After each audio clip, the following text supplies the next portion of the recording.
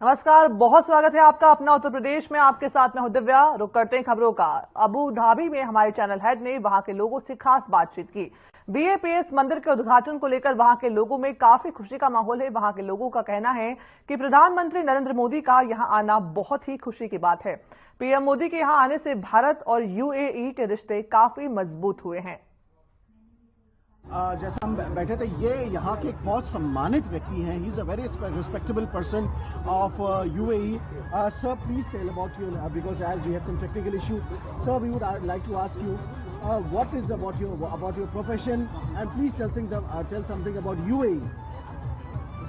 الإمارات العربية المتحدة تشهد تطورات كبيرة في المرحلة الأخيرة من الناحية الاقتصادية، وتربط الإمارات علاقة كبيرة مع الهند، سواء في التجارة، سواء في الصناعة، سواء بتبادل السفارات، ويوجد مقيمين من الجالية أو الجنسية الهندية بأعداد كبيرة في الإمارات العربية المتحدة. इन्होंने अरेबिक में जो बात कही है, कहीं ना कहीं he has said good things about, specially about his profession. और जो हम समझ सकते हो कि हम इसको आपको जो हमारे आप नीचे इसको जो हमारे आप टिकर पे आप समझ सकते हैं कि जो ये बात बोल रहे हैं उसको हम आपको समझा सकते हैं। Sir, please tell something about the ruler, because your ruler is very much respected, not only in UAE but also in India. Today, Prime Minister Modi ji spoke very good words about your ruler, and he also said the ruler is very happy with the Indians living over here. So, what do you would like to speak about the ruler, the king of your country? هناك علاقة مميزة وممتازة ما بين الرئيس الهندي ومن الجانب الإماراتي، علاقة مميزة وممتازة مع صاحب السمو الشيخ محمد بن زايد قضى الله ورعاه. العلاقة هذه امتدت منذ بداية الله يرحمه ويحسن إليه الشيخ زايد بن سلطان آل نهيان، بناها وأكملها صاحب السمو الشيخ محمد بن زايد حفظه الله ورعاه. وعلاقة امتدت من نواحي تجارية وصناعية وتبادل خبرات كبيرة، وعلاقة كبيرة حقيقة تربط بين البلدين. Thank you, sir. Thank you, sir, for talking to us. So these were the people, they are from UAE. और जैसे अपने दर्शकों को ये बताना चाहता कि हम यहाँ के कुछ शख्सियतों से आपकी बातचीत कराएंगे, और क्योंकि हिंदुस्तान में रह रहे हुए तमाम वो लोग जो ये समझते हैं कि अभी भी हिंदुस्तान के बाहर दुबई को खास तौर से समझा जाता है कि वो एक बड़ा विकसित देश है, उससे समीप यूएई को भी उतना ही विकसित हम मानेंगे। और जिस प्रकार से प्रधानमंत्री जी आज यहाँ पे आए, तो कहीं ना कहीं आगे चल के भविष्य में हिंदुस्तान के और आपके अबू धाबी यूएई के जो रिश्ते हैं वो और बेहतर होंगे। वीडियो जर्नलिस्ट सपना चारण के साथ मैं Brijmohan Singh Raghuvanshi, Abu Dhabi UAE से साधना टेलीविजन के लिए। भारतीय रिश्तों पे आखिर वो क्या सोचते हैं उसके बारे में हम चीज बताएंगे जो है। مرحبا، نرحب بجمهورية الهند، ضيف دولة الإمارات في القمة العالمية للحكومات، ضيف الشرف، ونرحب بأخواننا من جمهورية الهند في الإمارات. Thank you sir. Thank you sir. और हम आपको ये भी बताते चलें कि यहाँ के बारे में, ये जो यहाँ अबू धाबी की एक नाइट लाइफ है, मैं बताना चाहता हूँ कि आप देखिए किस प्रकार के लोग यहाँ पे, वो किस तरीके से यहाँ पे आते हैं। यहाँ पे ये एक ऐसा देश है जो कि पहले हम अगर बात करते थे, जब हम किसी भी इस्लामिक देश की बात करते थे तो वहां पे उसको एक अलग भूमिका में लिया जाता था। लेकिन अब यहाँ पे लोग हैं जो आप देख सकते हैं कि पूरी जैसे आम लोग, जैसे पश्चिमी देशों में जिस प्रकार से होता है, पश्चिम देशों में जिस तरह से लोग शाम को निकलते हैं, वो अलग अलग जगहों पे जाते हैं, शाम को निकलते हैं, वो खाना खाते हैं, वही आपको अब ये अबू धाबी में देखने को मिलता है। एक लिबरल कंट्री है अबू धाबी, कि जब हम यहाँ पे इन लोगों के साथ में जब ये होते हैं खासतौर से ये आप देख सकते हैं। أكيد أن العلاقات بين الهند والإمارات وبين الخليج، السعودية والدول الخليج، علاقات وطيدة منذ الأزل، يعني علاقات تضرب جذورها وتقبع في القدم، علاقات دبلوماسية أو علاقات تجارية أو حتى ثقافة الشعوب، والعلاقات وطيدة بين دول الخليج وخاصة الإمارات، بما أن في الإمارات الآن مع الهند. أكيد أنها علاقات وطيدة، والله يعطيكم العافية ومرحبا ومسهلا في دار عيال زايد. Thank you sir for talking to us sir. Thank you brother, thank you so much. तो ये थे यहाँ के रईस, और यहाँ पे जिसको आप कहते हैं यहाँ पे हमारे एक यहाँ पे जिनको एक सम्मानजनक हम बोलते हैं कि प्रतिष्ठावान व्यक्ति यहाँ के माने जाते हैं सऊदी अरेबिया के, और ये हमें इन्होंने बहुत कुछ बताया इंडिया रिलेशंस के बारे में और सऊदी अरेबिया और यूएई के बारे में। अबू धाबी से मैं वीडियो जर्नलिस्ट अपना चारण के साथ, साधना टेलीविजन के लिए। सर, आप what would you like to say as I have asked you about India, what do you think about India? طبعا بسم الله الرحمن الرحيم. بداية نرحب فيكم في داركم بين أهلكم وناسكم، وتربط دولة الإمارات والهند علاقات ثنائية قوية منذ الأزل تاريخية. وأول سفير لدى نيو دلهي في عام 1972 عينت الهند أول سفير لدولة الإمارات. ونستورد عندنا التعاون الاستثماري الثنائي وتعزيز مسارات ضمن قطاعات الطاقة المتجددة وتصنيع الأغذية والرعاية الصحية. والله اللي مرحبا ساع أسفرت وانورت واستهلت وامطرت، أنتو عندنا بين هلكم وناسكم، والله اللي مرحبا. Thank you, sir. शुक्रिया। عندنا الشباب هني سالم وجهوا الكاميرا। आज क्या मैसेज? बहुत बहुत अच्छा हुआ आज। मेरे ख्याल से ये ऐतिहासिक था, हिस्टोरिकल था।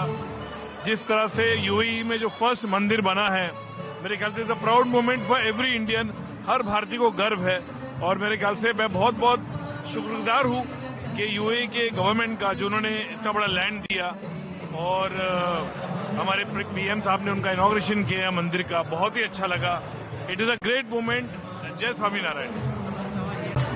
सर, आज क्या मैसेज देना चाहेंगे? सर, बस मैसेज तो लाउड एंड क्लियर है, हार्मनी हार्मनी हार्मनी।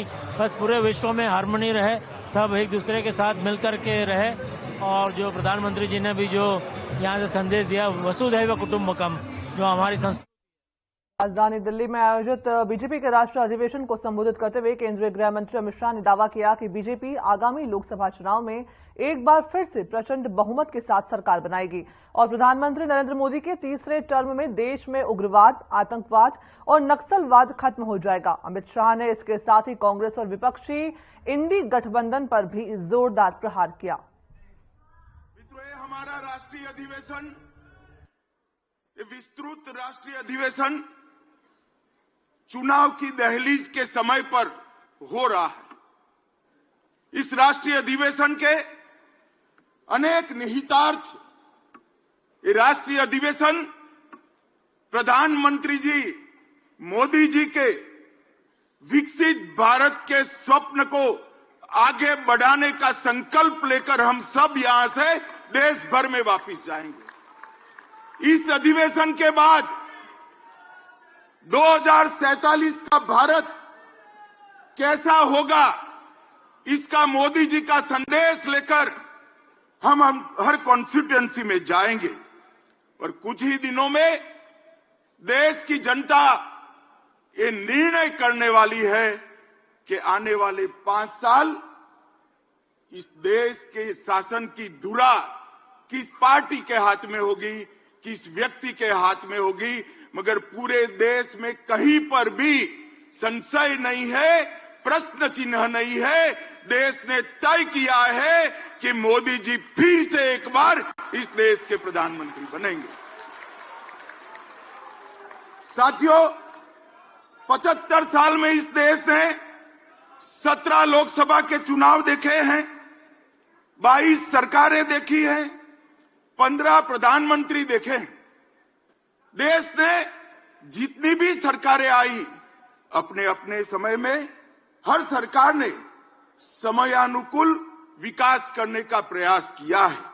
मगर आज मैं कोई कंफ्यूजन के बगैर कह सकता हूं कि समग्रता से विचार, हर क्षेत्र का विकास और हर व्यक्ति का विकास करने का काम केवल और केवल नरेंद्र मोदी जी के 10 साल में हुआ है। नरेंद्र मोदी जी के 10 साल के अंदर देश सुरक्षित हुआ, देश समृद्धि की ओर आगे बढ़ा। 60 करोड़ गरीब जो आजादी के 75 साल तक, 70 साल तक अपने आप को विकास की प्रक्रिया के बाहर मानते थे। उसको मालूम ही नहीं था कि देश आजाद हुआ, लोकतंत्र आया, मुझे क्या मिला, मेरा क्या हिस्सा। भाइयों और बहनों, 60 करोड़ गरीबों को घर देना, घर में गैस का सिलेंडर देना, पीने का पानी का कनेक्शन देना, बिजली पहुंचाना, शौचालय देना, 5 किलो अनाज गरीब को फ्री ऑफ कॉस्ट मुफ्त में देना और 5 लाख तक का स्वास्थ्य का उसका खर्चा भी सरकार ने उठाया। आज ये 60 करोड़ गरीब अपना बैंक अकाउंट भी रखते हैं और डिजिटल इंडिया से एक गरीब महिला अपनी सब्जी भी परचेज कर पाती है, सब्जी भी खरीद करती है। इन लोगों के जीवन में 70 साल तक जो सारी अभाव था, वो अभाव को एक ही 10 साल में समाप्त करने का काम हमारे प्रिय नेता नरेंद्र मोदी जी ने किया है। आज ये 60 करोड़ लोग अपने आप को देश के लोकतंत्र से जुड़ा हुआ पाते हैं। आज ये 60 करोड़ लोग हमारे संविधान की सार्थकता को महसूस कर। वहीं भारतीय जनता पार्टी के 2 दिवसीय राष्ट्रीय अधिवेशन में सीएम योगी शामिल हुए, जहां उन्होंने अपना संबोधन दिया।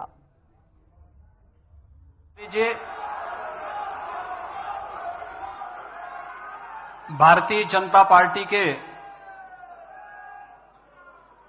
माननीय राष्ट्रीय अध्यक्ष श्री जगत प्रकाश नड्डा जी, भारतीय जनता पार्टी संसदीय बोर्ड के सभी सम्मानित सदस्यगण,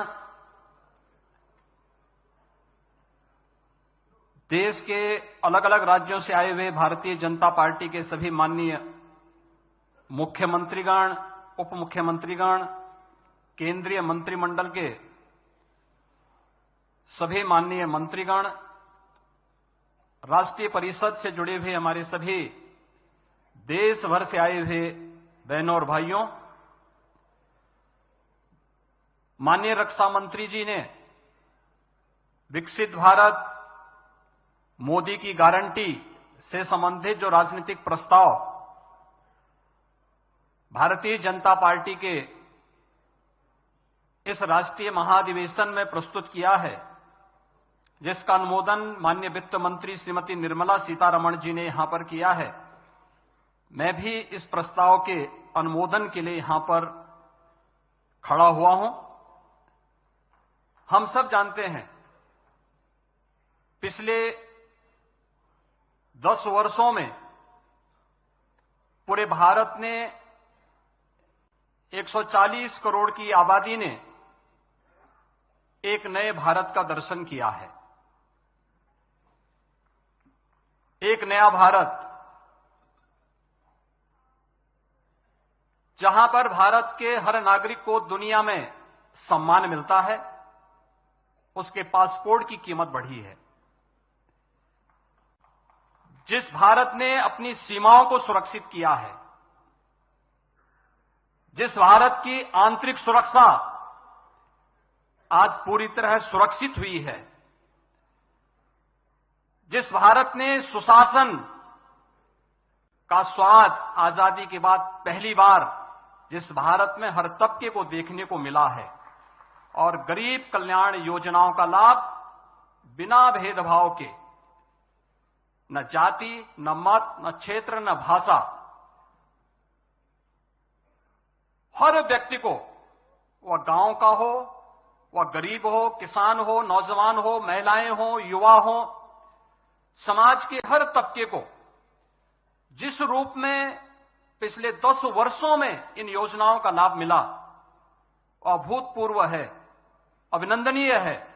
और भारतीय जनता पार्टी के इस राष्ट्रीय महाधिवेशन के अवसर पर एक भारत श्रेष्ठ भारत का दर्शन कराने वाले आदरणीय प्रधानमंत्री जी का हम सब हृदय से अभिनंदन करते हैं, स्वागत करते हैं।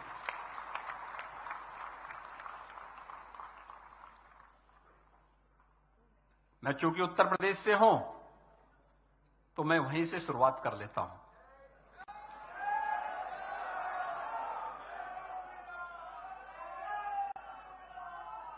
बहनों और भाइयों, आदरणीय प्रधानमंत्री जी उत्तर प्रदेश से देश को नेतृत्व देते हैं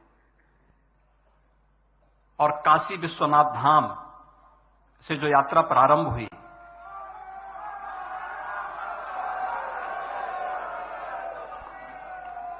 आज अयोध्या में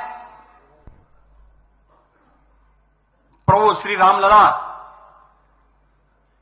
अपने भव्य और दिव्य मंदिर में 5 सदी के बाद पुनः विराजमान हो चुके हैं। हर राम भक्त, हर सनातन धर्मावलंबी इस घटना से प्रफुल्लित है और भारत को इस दिन की प्रतीक्षा सदियों से थी। भाव विभोर करने वाला यह क्षण आज अयोध्या में देखा जा सकता है। 22 जनवरी को भी और 23 जनवरी को भी हम लोगों ने देखा था। पूरे देश भर से आए हुए श्रद्धालु जो जहां से भी आया, क्या भावनाएं थी और किस रूप में उमड़ती हुई दिखाई दे रही हैं। दर्जनों पीढ़ियां चली गई, एक ही कामना के साथ, एक ही तमन्ना थी कि अयोध्या में प्रभु फिर से अपने मंदिर में विराजमान हो जाए, उसका भव्य मंदिर बन जाए। किंतु प्रतीक्षा और संघर्ष से निरंतर जारी रहा। श्री राम जन्मभूमि संभवतः विश्व में ऐसा एक अनोखा प्रकरण रहा है जहां बहुसंख्यक समाज को अपने ही आराध्य के लिए उनकी जन्मस्थली पर मंदिर निर्माण के लिए सदियों तक प्रतीक्षा करनी पड़ी, संघर्ष करना पड़ा। हर स्तर पर इस लड़ाई को लड़ने के लिए तैयार होना पड़ा। संतों के स्तर पर बैरागियों ने, पुजारियों ने, नागाओं ने, निहंगों ने, बुद्धिजीवियों ने, राजनेताओं ने, वनवासियों ने और समाज के हर तबके ने जाति पाति, विचार दर्शन, पूजा पद्धति से ऊपर उठ करके राम काज के लिए अपने आप को उत्सर्ग किया और अंततः वह शुभ अवसर आ ही गया जब कोटि कोटि सनातनी आस्थावानों के त्याग और तप को पूर्णता प्राप्त हुई। आज हर श्रद्धालु की आत्मा प्रफुल्लित है और इस बात से भी पूर्वजों की साधना को सिद्धि में बदलने के लिए और मंदिर बनाने का जो संकल्प था और जहां संकल्प था मंदिर वहीं पे बना है, इसके लिए भी भारतीय जनता पार्टी का यह राष्ट्रीय महाधिवेशन अपने यशस्वी प्रधानमंत्री जी का हृदय से अभिनंदन करता है, उनका स्वागत करता है और आभार व्यक्त करता है।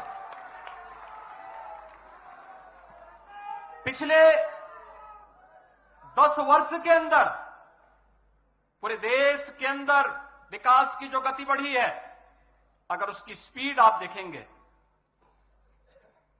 तो हम सबको बहुत एक नए आत्मविश्वास के साथ भरता है।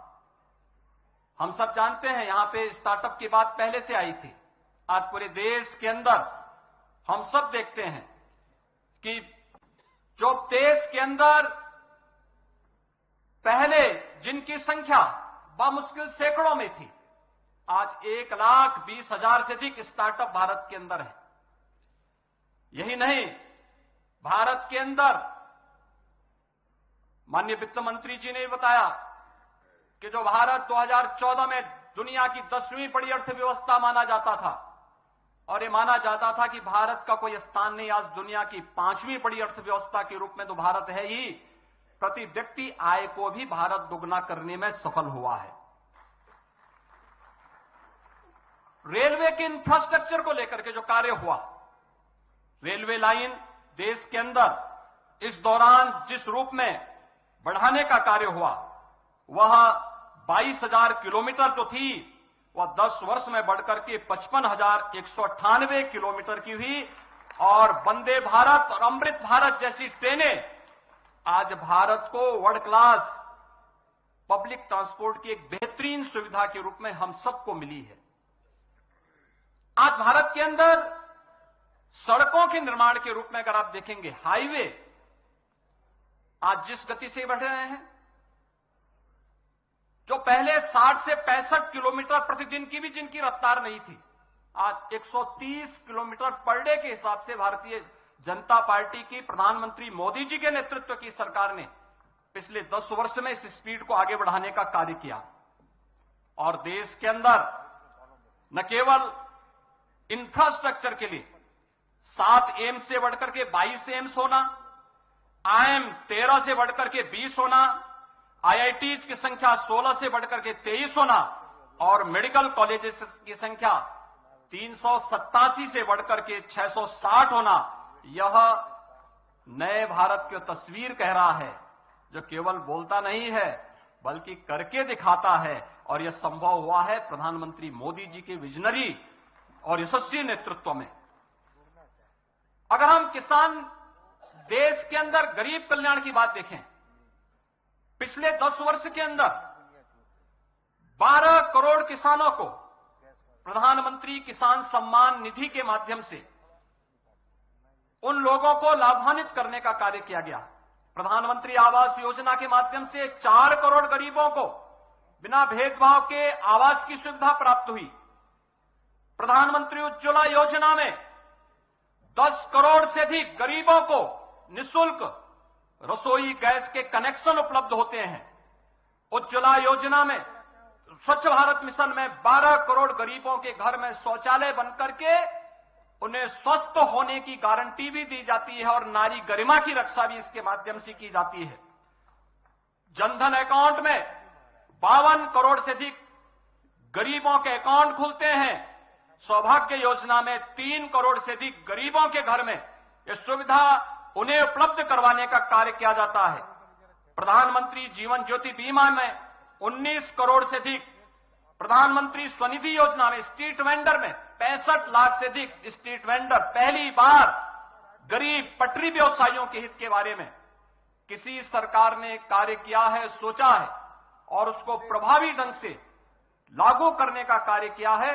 यह प्रधानमंत्री मोदी जी के यशस्वी नेतृत्व में यह संभव हो पाया है कि आज 65 लाख से अधिक स्ट्रीट वेंडर इस योजना का लाभ ले पा रहा है।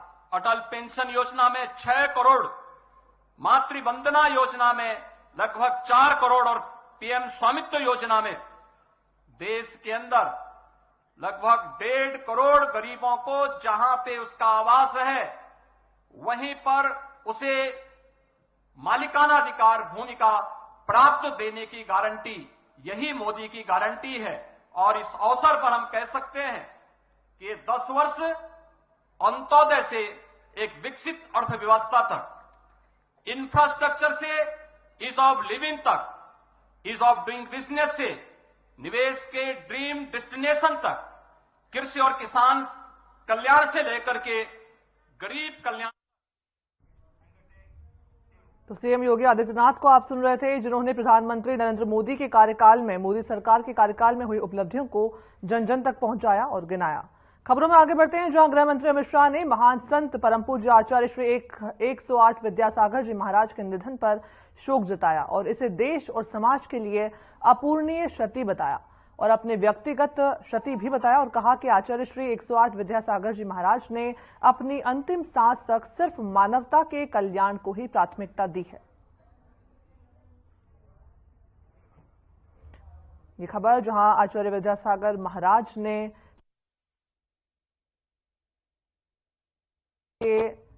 उनके निधन पर शोक जताया है, साथ ही इससे अपूरणीय क्षति बताया है।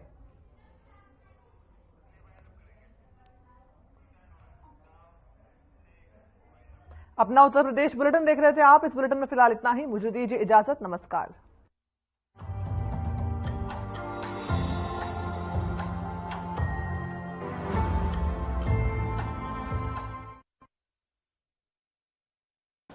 Best